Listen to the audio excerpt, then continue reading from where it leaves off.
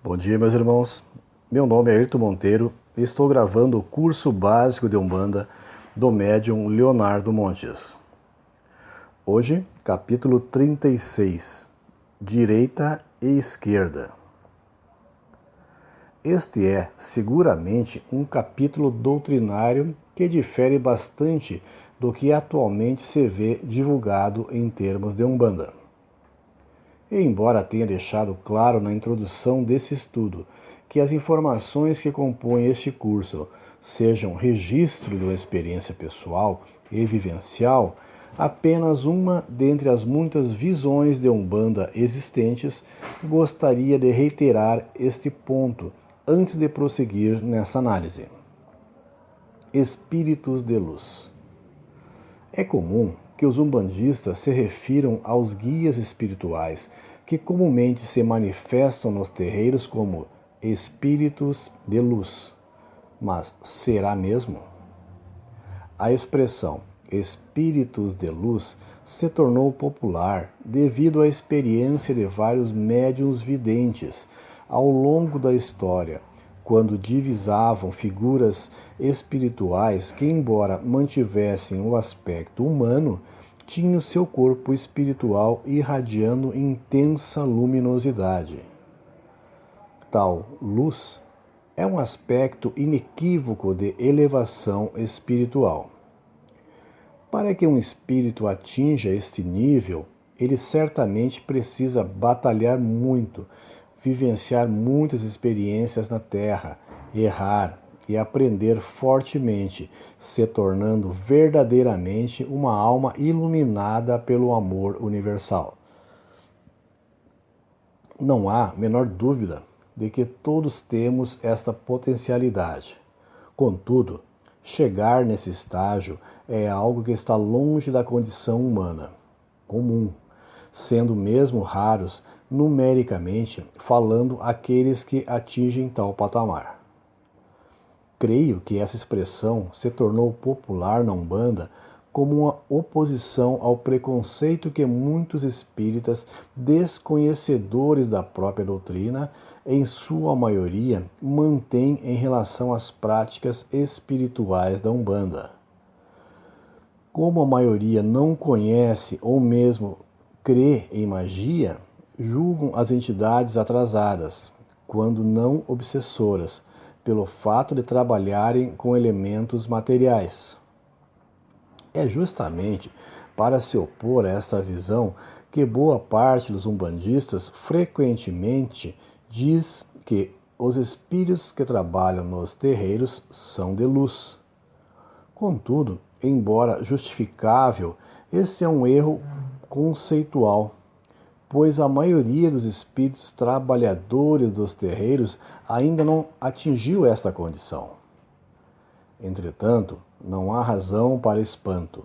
Os espíritos que normalmente trabalham nos centros espíritas também não são de luz, nem os que atuam junto às igrejas e quaisquer outras instituições humanas.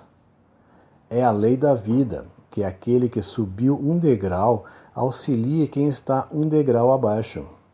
Quem está um passo à frente auxilia quem está um passo atrás. Não poderia ser diferente. Não teríamos condições intelectuais e morais para interpretar o pensamento de um espírito cuja evolução fosse tão grande a ponto de irradiar amor universal. A luz é isso, é amor sublimado. Nossa mente é pequena demais para isso. A obra do espírito André Luiz, largamente aceita no meio espírita, é um testamento vivo do que acabei de afirmar, quando demonstra, por ele mesmo, que a maioria dos trabalhadores espirituais das organizações religiosas são espíritos comuns, sem grande expressão evolutiva, sem qualquer luz espiritual, mas com sincero propósito de ajudar, de fazer o bem e progredir. Guias. Todo espírito, ao encarnar, terá assistência de um bom espírito que sempre procurará incentivá-lo ao bem, ao suportar as provas e etc. Esse espírito é o que se convencionou chamar de anjo de guarda. Assim, não há uma única alma na terra a quem falte assistência superior. Não se segue, porém, que todo mundo tenha a proteção de um caboclo, de um preto velho, de um Exu, etc. Essa proteção é dada naturalmente àqueles que são trabalhadores da religião, não se constituindo um privilégio, mas uma assistência necessária à tarefa que desempenham. Sempre abordo isso com o seguinte exemplo. Quem precisa mais de proteção espiritual? A pessoa comum que apenas leva sua vida material sem maiores preocupações? Ou aqueles que, além de tocar sua vida material, também dedicam parte do seu tempo a socorrer os aflitos? Quanto mais trabalhamos no bem, maior será a proteção espiritual que receberemos, pois maiores também serão as investidas das trevas. Aliás, a expressão meu guia serve apenas por falta de outra melhor, uma vez que ninguém possui os espíritos que não são coisas a serem possuídas, muito menos por um médium.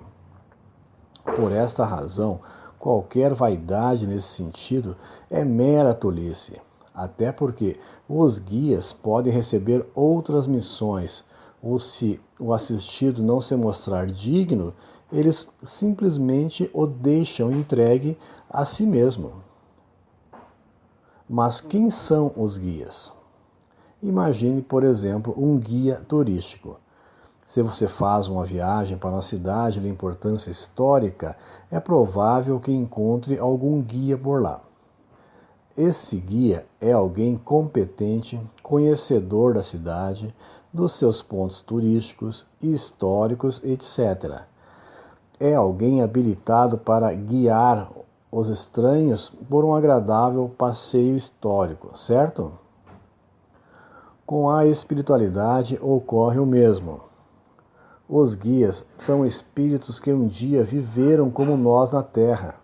Contudo, após a desencarnação, por terem ainda muitos débitos a quitar no planeta, recebem da espiritualidade maior amparo e esclarecimento, aprendendo mais profundamente sobre a vida, a morte e o mundo espiritual. Mais experientes e com maiores conhecimentos sobre as leis divinas, recebem permissão do alto para atuar através de um médium, iniciando um trabalho de caridade em algum dos muitos terreiros existentes no mundo. Contudo, esse processo não é simples nem rápido. Já conversei com entidades que me disseram terem permanecido algumas décadas em aprendizado no mundo espiritual para só depois virem de fato a trabalhar com algum médium. Esta é a função de um guia espiritual, como alguém que um dia já viveu na Terra, passando por provações e dificuldades semelhantes às nossas. Ele assume a tarefa de um irmão mais velho, mais experimentado e mais sábio, sempre dispostos a orientar seus tutelados pelo caminho da caridade e do amor. Todos iguais? Outro mito bastante difundido dentro da religião é o que os guias são todos iguais. Será mesmo? Não. Os médiuns de uma corrente são todos iguais? Possuem as mesmas tendências? O mesmo grau de conhecimento? Se os encarnados num trabalho de Umbanda não são todos iguais, por que os guias seriam?